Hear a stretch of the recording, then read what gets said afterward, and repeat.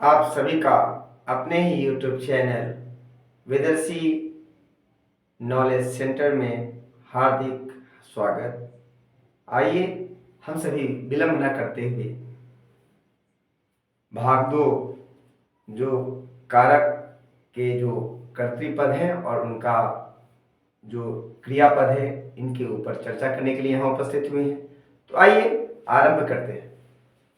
जैसा कि पिछली कक्षा में हम लोगों ने पढ़ा था, क्या पढ़ा था कि सहतौ ते, फिर से अपने नॉलेज को ये करें, सहतौ ते साते ता तत् ते तानि एषः एतौ एते एषा एते एता एतत् एते एतानि त्वं युवां यूयम् अहम् अवां वयम्। यह प्रायः कक्षा 5वीं में, कक्षा 6ठी में यह सभी प्रयोग किया जाता है।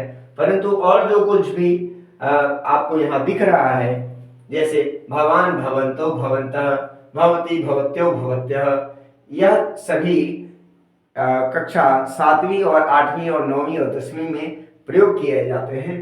तो आपको केवल यह आरंभिक स्तर पर इतना तो कम से कम याद होना चाहिए सभी को।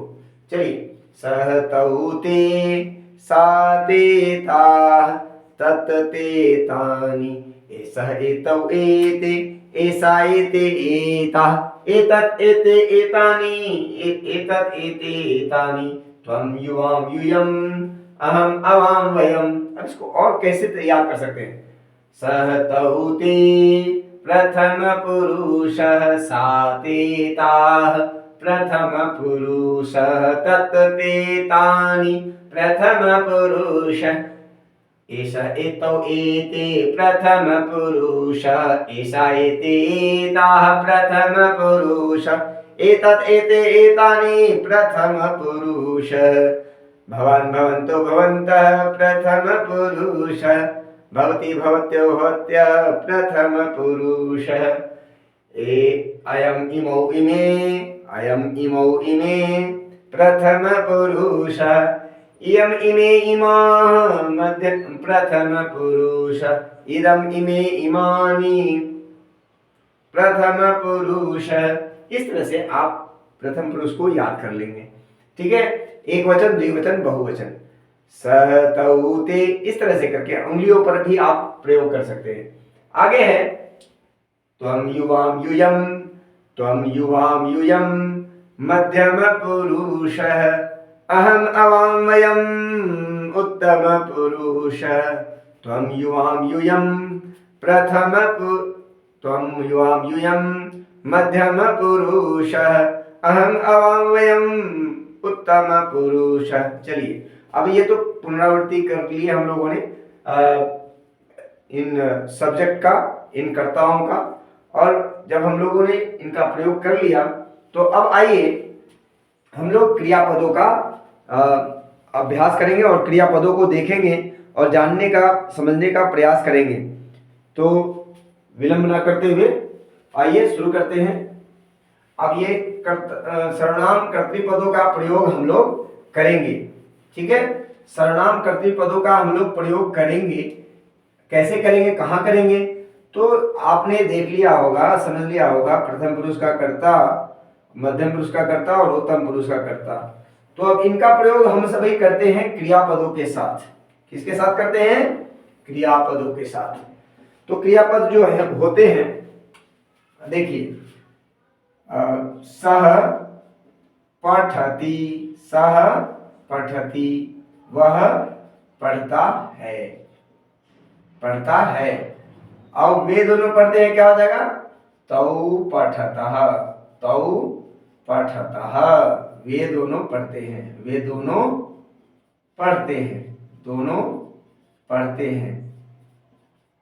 ठीक है, इसी तरह से ते पठन्ति, ते पठन्ति, वे सब पढ़ते हैं। याद रखेंगे, वे सब पढ़ते हैं। इसी तरह से मध्यम पुरुष में क्या हो जाएगा?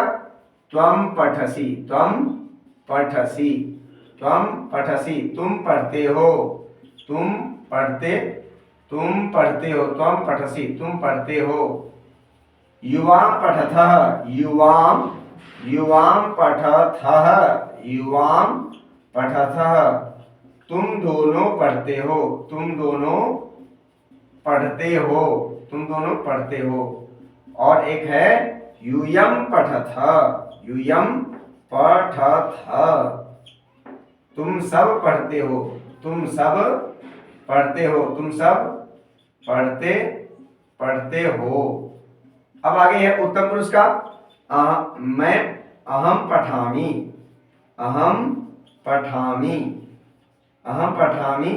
मैं पढ़ता हूँ, हम दोनों पढ़ते हैं। आवाम पठावः, हम दोनों पढ़ते हैं, हम दोनों पढ़ते हैं। और वयम पठामः, क्या हो जाएगा? हम सब पढ़ते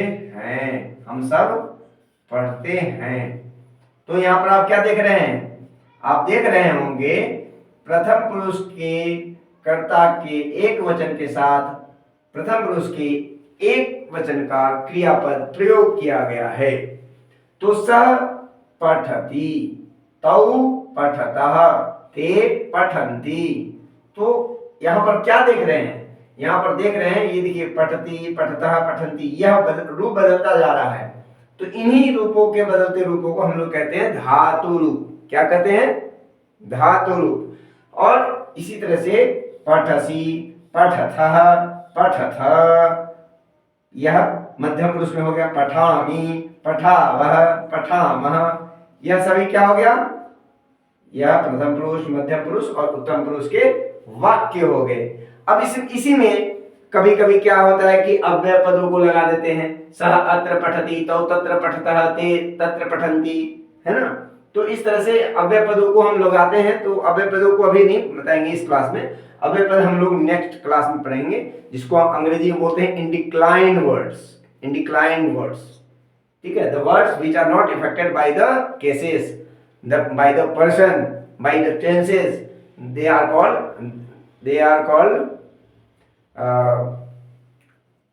indeclined words. ओके, तो हम लोग अभी संस्कृत में पढ़ना है। क्या पढ़ना है? संस्कृत में पढ़ना है हम लोगों को कर्ता और क्रिया का प्रयोग। ठीक है, तो ये हमेशा ध्यान रखेंगे। क्या ध्यान रखेंगे? कर्ता के अनुसार क्रिया का प्रयोग किया जाता है। ठीक है, तो इसमें देख रहे हैं, तो क्रिया बनाएंगे कैसे? अलग अलग लकारों में अलग अलग तरीके से क्रिया का निर्माण करते हैं हम लोग, और निर्माण होता है। तो देखिए इसमें क्या है? लट लकार, जिसको कहते हैं हम लोग वर्तमान काल। क्या कहते हैं? वर्तमान काल। लट लकार का अर्थ मतलब होता है वर्तमान काल, जो वर्तमान समय का द्योतक होता है, वर्तमान समय को बताता है। लंग लकार का मतलब होता है भूतकाल। और लिट लकार का मतलब होता है भविष्यत काल। क्या होता है? भविष्यत काल। ठीक है, भविष्यत काल। तो ये यहां पर देख रहे हैं। अब यहां पर लोट लकार का अर्थ होता है आज्ञार्थक, और विधिलिंग का प्रयोग होता है चाही अर्थ में। तो प्रायः परीक्षा में पूछा गया है और पूछा जाता है कि दिए गए वाक्यों का संस्कृत में अनुवाद करें। तो यह अनुवाद करें, यह जो दिया जाता है उसमें जैसे प्रश्न पूछा गया है अभी कुछ ही समय पहले परीक्षा में बच्चों से पूछा गया है, 8वीं कक्षा में पूछा गया है कि मैं सदा सत्य बोलूंगा। तो देखिए, बोलूंगा है, यह कौन सा टेंस है? आप जानते हैं, आई शैल ऑलवेज स्पीक ट्रूथ, है ना। कौन सा टेंस है? यह फ्यूचर टेंस है। तो फ्यूचर टेंस में कौन सा लगाएंगे? लिट लकार। ठीक है, तो यहाँ पर क्या हो जाएगा? अहम सदा सत्यम वदिष्यामि, अहम सदा सत्यम वदिष्यामि। ठीक है। अब यहाँ पर फिर दिया गया है तुम घर जाओ, तुम घर जाओ, you go home, you go home. तो इसमें क्या किया जा रहा है, आदेश दिया जा रहा है। तो मध्य पुरुष है, लोट लकार है, आगे दिया जा रहा है, तो क्या हो जाएगा, त्वं गृहं गच्छ। क्या हो जाएगा, त्वं गृहं गच्छ। गच्छ, जो गच्छ धातु है उसको उसमें हलंत नहीं लगाएंगे तो पूरा हो जाएगा गच्छ, त्वं गृहं गच्छ। फिर आगे है तुम सबको वेद पढ़ना चाहिए, तुम सबको वेद पढ़ना चाहिए। वेदः युष्मान् पठेत।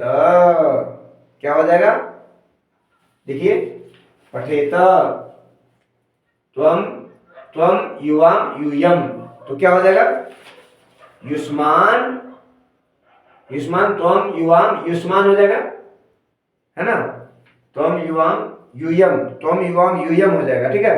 तो क्या हो जाएगा, यूयम वेदम पठेत। क्या हो जाएगा, यूयम वेदम पठेत। आप सबको, तुम सबको वेद पढ़ना चाहिए, तो क्या हो जाएगा, यूयम वेदम पठेत।